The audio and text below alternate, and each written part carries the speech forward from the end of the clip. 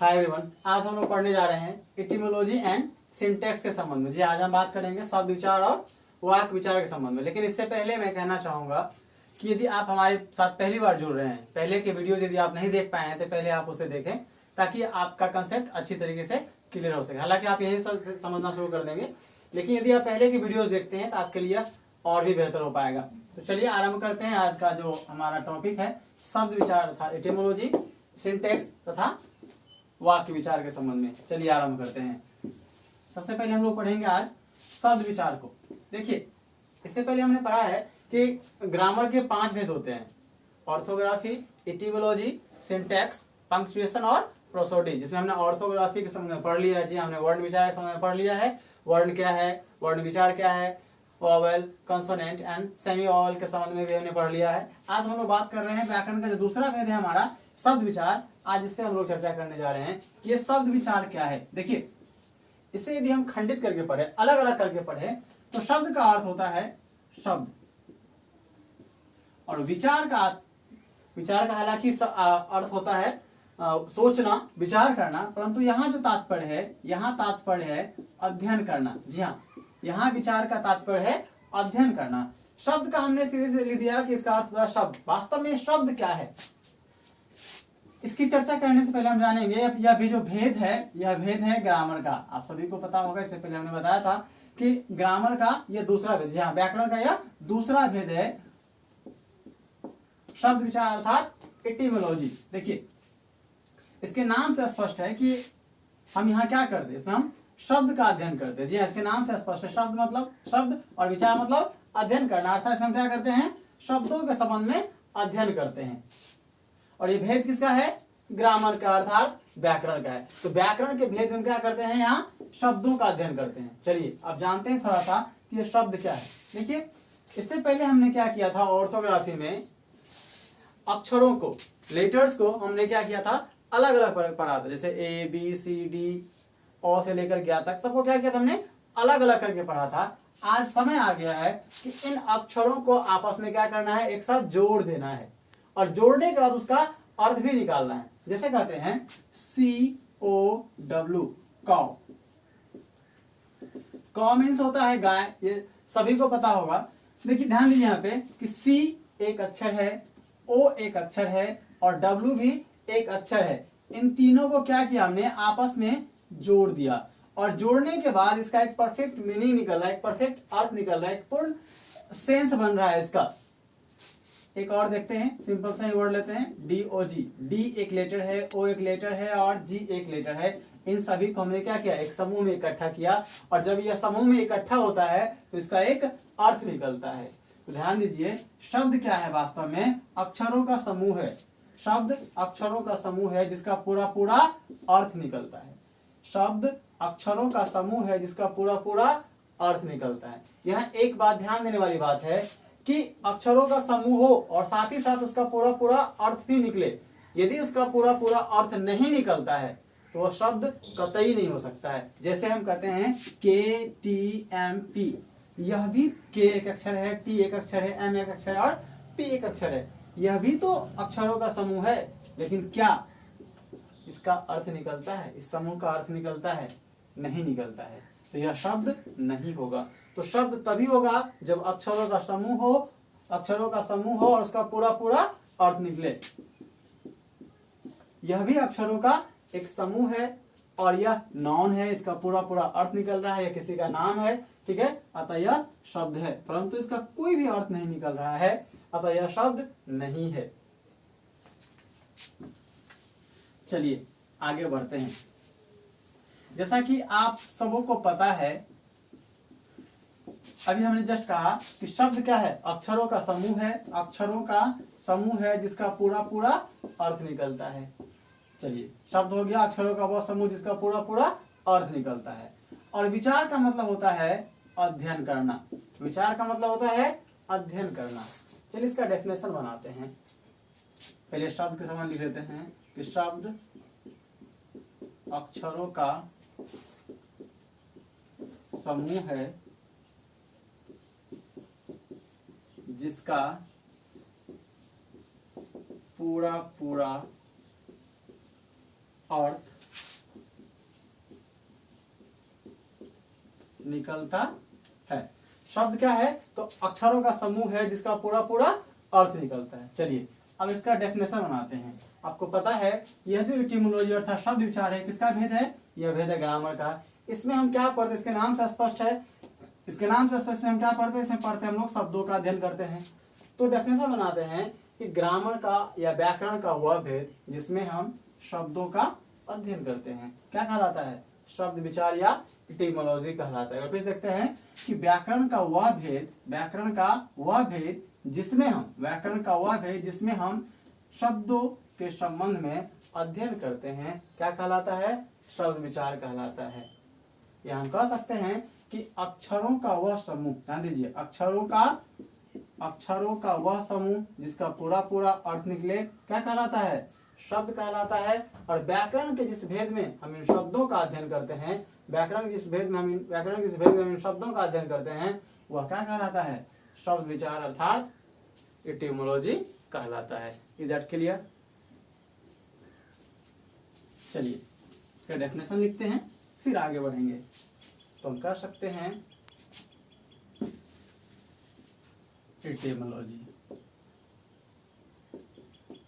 Etymology अर्थात शब्द विचार। कह सकते हैं कि अक्षरों का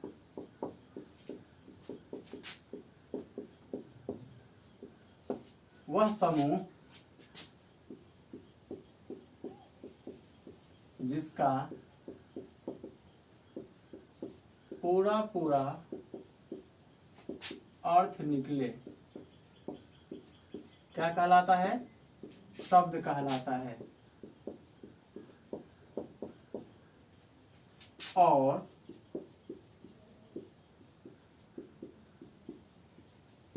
व्याकरण के जिस भेद में हम इनका मतलब किनका? शब्दों का, हम इनका या लिख सकते हैं हम शब्दों का अध्ययन करते हैं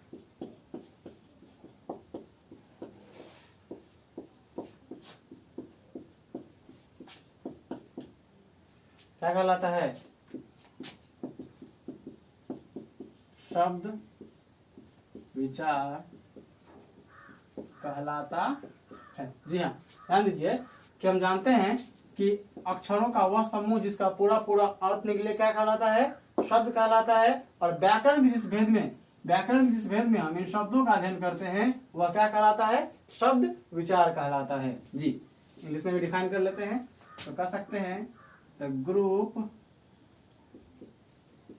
of letters which has a definite meaning is known as word, and the part of grammar in which we study about it is called क्या कहलाता है?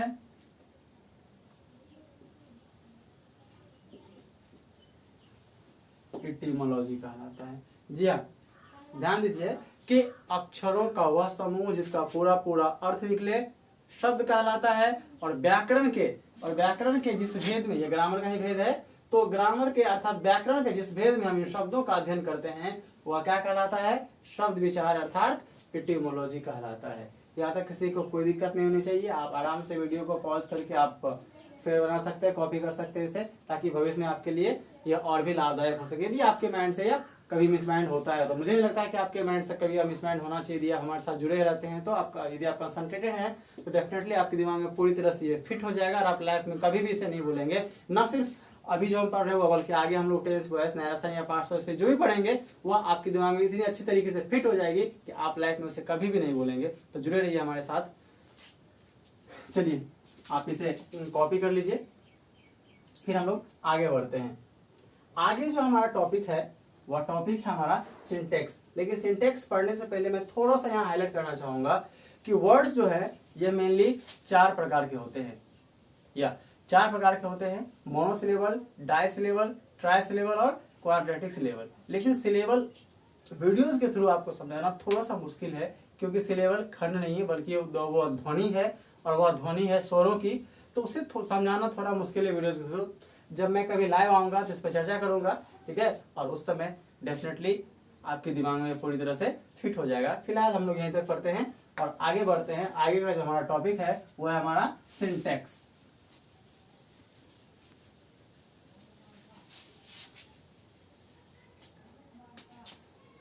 हमारा जो अगला टॉपिक है वह है सिंटेक्स, अर्थात वाक्य विचार।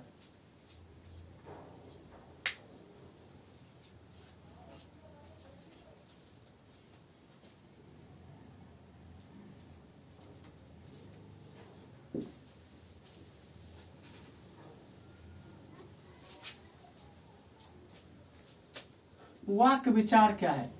आपको पता है कि यह भी ग्रामर का तीसरा भेद है, व्याकरण का तीसरा भेद है। अभी हमने ऑर्थोग्राफी पढ़ लिया इससे पहले, फिर हमने आज जस्ट अभी पढ़ा है एटिमोलॉजी, एटिमोलॉजी पढ़ा है, और हम अभी पढ़ने जा रहे हैं सिंटेक्स अर्थात वाक्य विचार समझना। ऑर्थोग्राफी में हमने पढ़ा था कि लेटर को अलग अलग, जी हाँ, एबीसीडी अलग अलग पढ़ा था और से लेकर आता को अलग अलग पढ़ा था।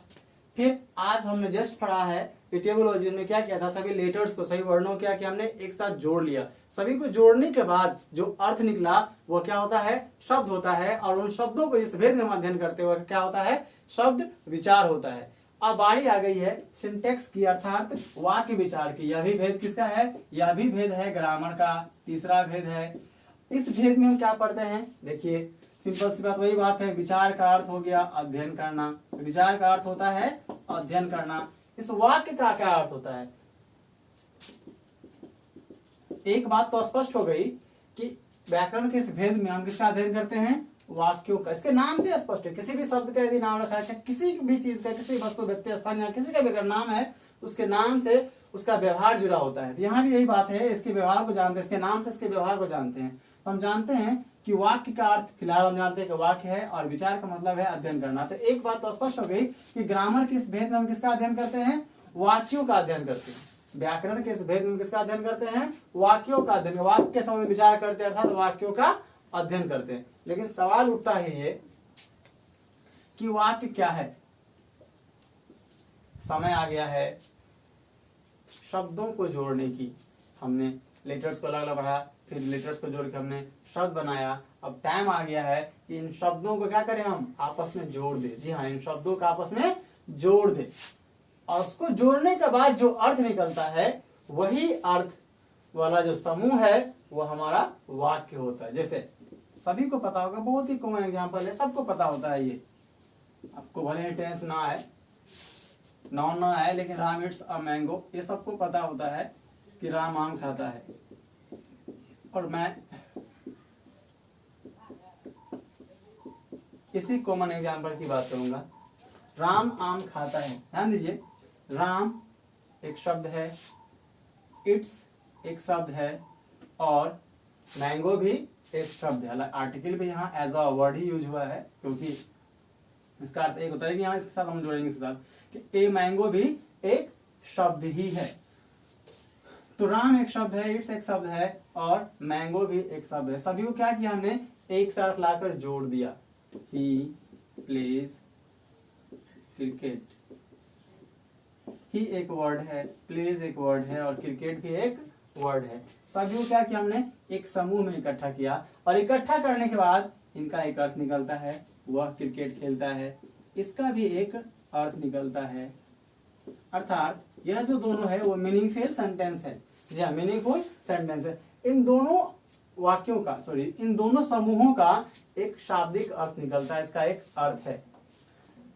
तो यह जो अर्थ निकलता है, इन समूह का जो अर्थ निकलता है, यह समूह हमारा वास्तव में क्या है, सेंटेंस है, वाक्य है, नॉट सिंटेक्स। ये क्या है, वाक्य है, ठीक है, ही प्लेज क्रिकेट, इस समूह का भी एक शाब्दिक अर्थ निकल रहा है, ठीक है, इन समूह का एक अर्थ निकल रहा है, ठीक है। अतः यह भी समूह भी क्या है, यह समूह, माफ कीजिएगा, यह समूह क्या है, सेंटेंस है, वाक्य है।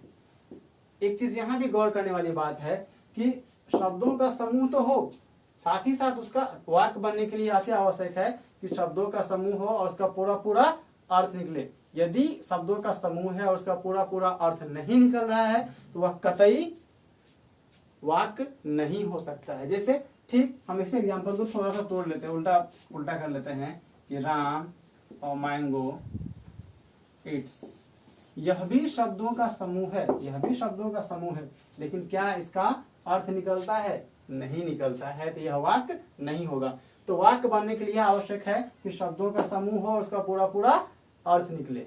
चलिए तो हम कह सकते हैं कि वाक्य क्या है, वाक्य शब्दों का समूह है जिसका पूरा पूरा अर्थ निकलता है। इधर क्लियर, आगे बढ़ते हैं। अब आते हैं इसके डेफिनेशन की ओर। आपको पता है कि सिंटेक्स ग्रामर का भेद है, इसमें हम क्या अध्ययन करते हैं, वाक्यों के संबंध में अध्ययन करते हैं, वाक्यों के संबंध में विचार करते हैं। वाक्य क्या है, तो वाक्य क्या है, शब्दों का, वाक्य क्या है, शब्दों का समूह है जिसका पूरा पूरा अर्थ निकलता है। स्पष्ट है। अब इसका डेफिनेशन बनाते हैं। तो हम कह सकते हैं कि शब्दों का वह समूह, राम इट्स ही ले लेते हैं, राम खाता है, शब्दों का वह समूह जिसका पूरा पूरा अर्थ निकले, शब्दों का वह समूह जिसका पूरा पूरा अर्थ निकले, क्या कहलाता है, वाक्य कहलाता है। शब्दों का वह समूह जिसका पूरा पूरा अर्थ निकले, वाक्य कहलाता है। और व्याकरण के जिस भेद में, व्याकरण के जिस भेद में हम इन वाक्यों का अध्ययन करते हैं, वह क्या कहलाता है, वाक्य विचार कहलाता है। बहुत ही आसान है। चलिए इसका डेफिनेशन लिखते हैं।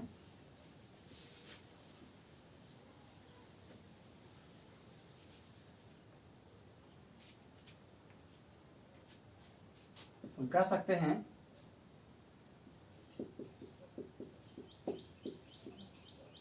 शब्दों का वह समूह जिसका पूरा पूरा अर्थ निकले, वाक्य कहलाता है। और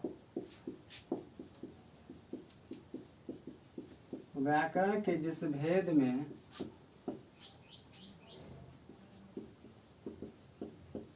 हम इनका अर्थात शब्दों समूह का या हम वाक्यों का अध्ययन करते हैं, इसे लिखिए आराम से, हम वाक्यों का अध्ययन करते हैं, क्या कहलाता है, वाक्य विचार, अर्थात सिंटैक्स कहलाता है।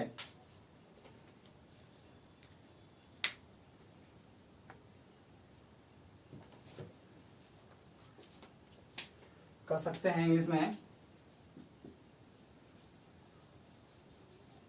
the group of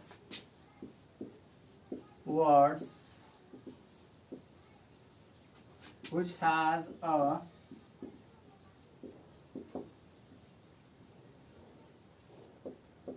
definite meaning is known as sentence, and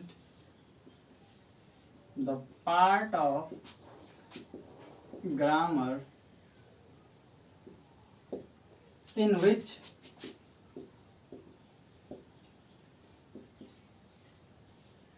we study about it is called syntax. यहां तक किसी को कोई दिक्कत नहीं होनी चाहिए। सिंपल सी बात है कि व्याकरण के जिस भेद में हम क्या करते हैं, वाक्यों के संबंध में विचार करते हैं, अर्थात वाक्यों के संबंध में अध्ययन करते हैं। तो वाक्य क्या है, वाक्य शब्दों का समूह है जिसका पूरा पूरा अर्थ निकलता है। और व्याकरण के जिस भेद में हम इसका अध्ययन करते हैं वो क्या कहलाता है, वाक्य विचार कहलाता है।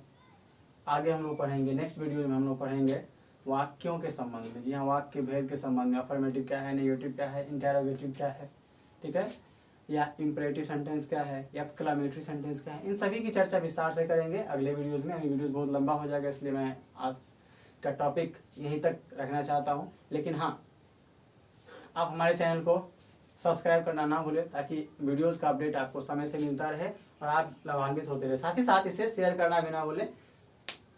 बस आज के लिए इतना ही, धन्यवाद।